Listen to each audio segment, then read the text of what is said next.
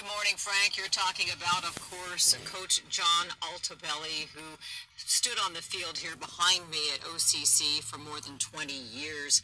Unfortunately, yesterday the college did confirm their hearts are broken because they didn't just lose their beloved Coach Alto, but also his wife and his young daughter. Stunned players, past and present, as well as friends and family, came here to Pirate Park yesterday afternoon to express their condolences, their shock, their absolute grief over the sudden loss of Coach Alto, who was about to begin his 28th year here as the head baseball coach. Flowers were placed on home plate, and many shared stories of the 56-year-old father of three and husband who was just as passionate about his family as he was about baseball. He was a very successful coach and mentor, notching more than 700 wins during his career, numerous conference titles, 4 state championships, and was just honored last year by the American Baseball Coaches Association as 2019's Coach of the Year. Coach Altobelli came from a very large family. He was number 6 to 7 children. His younger brother, Tony, is the communications director here at OCC and talked about his brother's fiery and intense but loving personality, saying that he pushed players but kept the game fun and wanted the best for everyone. Yeah, it's unbelievable. It's devastating. I still haven't put my head around it yet. I think a lot of people here just kind of lean on each other for support and guidance and kind of doing the best we can right now. You talk about two sides of my brother, you know, people that come out to baseball games and they see this fiery, intense, passionate coach. He's probably one of the nicest human beings on the planet as well. His heart's bigger than all outdoors. Again, 9 people in all lost their lives on that ill-fated flight. The other victims, Coach Altobelli, his wife Carrie, their young daughter Alyssa Altobelli, who was a teammate of Gigi Bryant's, Christina Mauser, who was a basketball coach at Harbor Day School in Newport Beach and Bryant's top assistant coach on the travel basketball team. She leaves behind a husband, Matt, and 3 children. Sarah Chester, along with her 13-year-old daughter, Peyton. Their son and brother, respectively, wrote on social media, R.I.P. to the most amazing mom and sister, Pepe and Mom, I love you so much. And the pilot, Ara Zobayan. He was 50 years old. He was not just an experienced pilot, but he also taught flying. The Pirates are set to open their 2020 season here tomorrow night. The players had the choice whether or not they wanted to, but they said, yep, they'll suit up, they'll hit the field in honor of Coach Alto.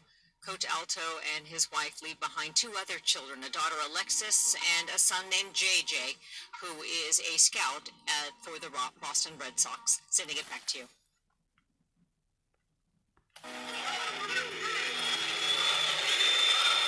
A basketball icon is dead tonight. Mourned not just by the sports world, but by anyone who valued relentless drive and achievement. Kobe Bryant.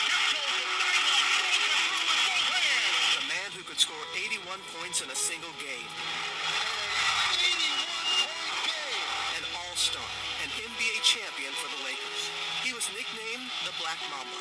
But off the court, he was a devoted father of 4 girls, a husband of 18 years.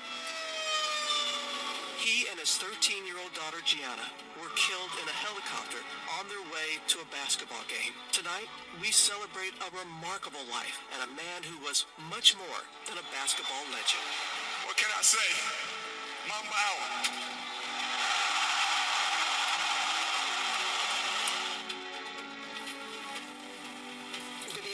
Thank you for joining us. Tonight is a very sad night for us all. 9 are dead in that helicopter crash. 9 tragedies, 9 reasons to mourn a pilot and 8 passengers. I'm joined here by my GMA co-anchor, Michael Strahan. I know Kobe was a good friend of yours, and it's very difficult for you to be here. Yeah. Tom Rinaldi, our colleague at ESPN, and we are being broadcast right now on ABC and ESPN, and that is a testament to Kobe Bryant, because he was bigger than basketball, went beyond that. And I was around a group of people when the news was coming in, and Tom, it was just like such disbelief, just shock. So often there is shock when there is sudden loss, and we feel, Robin, like there's an ending. But this feels a bit different. It feels like something and someone was taken, obviously most painfully from the Bryant family, but in a greater sense from the sporting world. Somebody who had so much left to achieve, who had already built a legacy and only cresting in his momentum. This is just tragic. Yeah, and we look at it, if he be a basketball world, but I think the world as a whole, this was a guy who had made an impact on the court, off the court, a great father, a great friend, a great husband, and a legend, and gone too soon. And we were all excited to see what he was going to do next, and I think that's part of what has really taken us aback. So we have a lot that we're going to discuss today, but we're going to go right now to Calabasas, California, where the crash took place, and Matt Gutman is there for us. Matt? Robin, this is still very much an active scene. They've been bringing in heavy equipment. You can see that bulldozer behind me. We've seen ATVs brought in, all to handle the treacherous terrain. That mountainside where the crash happened, so steep. And just moments ago, just beyond that caution tape, we saw the coroner's truck round the corner, we believe, taking the bodies away. South of 101 helicopter went down.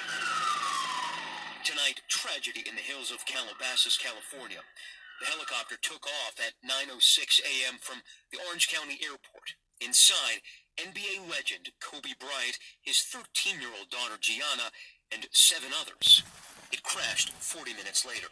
The chopper bursting into flames, killing everyone on board. The column of smoke seen for miles. Fire crews racing to the crash site, perched on a steep hillside. Paramedics were hoisted down to the incident early into the incident. They did a search of the area for survivors.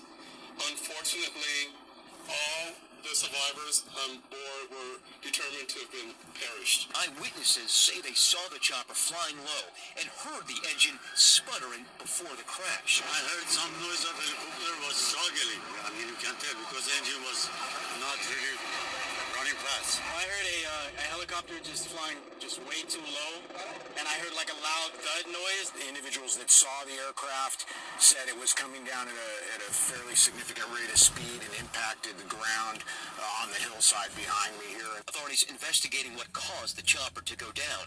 Firefighters and hand crews worked to extinguish the fire while carefully preserving the crash site for investigation. And tonight, dozens gathered here near the scene of the crash, a chant of Kobe going up as they mourned the man who meant so much to Los Angeles. I'm sick right now. I'm sick. And we met this young man in the number 24 jersey, named Bryant after his parents' favorite basketball player. The chopper was heading to the Mamba Sports Academy, co-founded by Bryant. I met these 2 basketball players scheduled to play Gianna's team, which Bryant coached. Was there supposed to be a game today? Yeah, we were supposed to play his team at 12. We got the news and it just kind of like everybody just stopped, the game stopped. A lot of us broke down. So it was just like everybody started getting on their knees. So this video posted on Twitter today showing that moment of anguish and shock in the gym. Tributes pouring in. Inspired a whole generation of young athletes. Shaquille O'Neal writing, "There's no words to express the pain I'm going through with this tragedy." Michael Jordan writing, "He was a fierce competitor, one of the greats of the game, and a creative force." Other victims identified are Orange Coast College head baseball coach John Altobelli, his wife Carrie, and daughter Alyssa. The NTSB is on their way to the crash site tonight.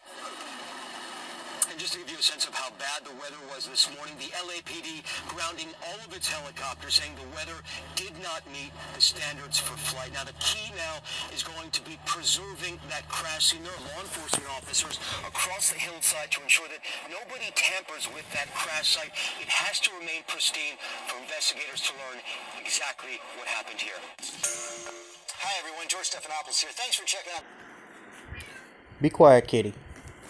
Hey, what's going on, guys? So real quick, this video is mainly for the purpose of promoting a live stream that is going on right now over at FS Avenger.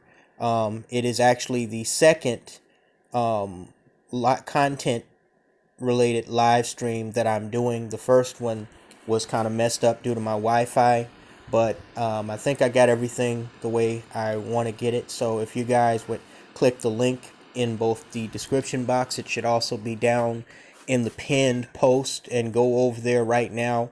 We're gonna test this thing out once and for all.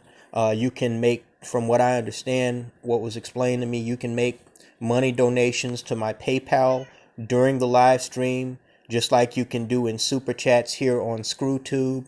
Otherwise, just come into the chat room and let me know that you're there. I'm going to be doing this between several devices, so bear with me.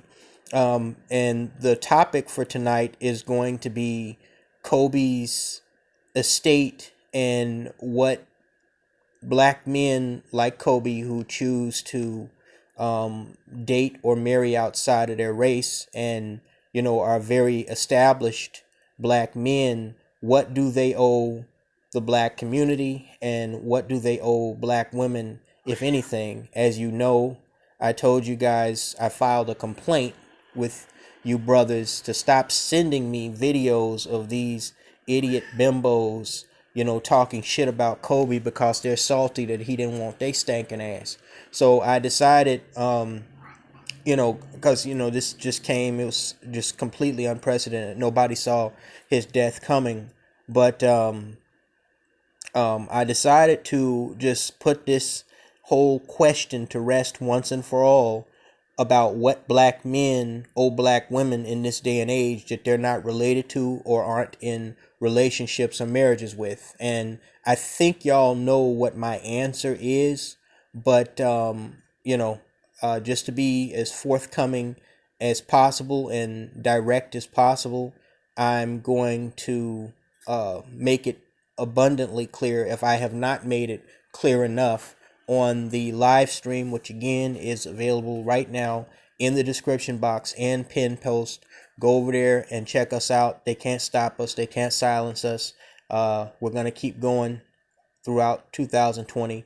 Thanks so much, and see you over there, guys.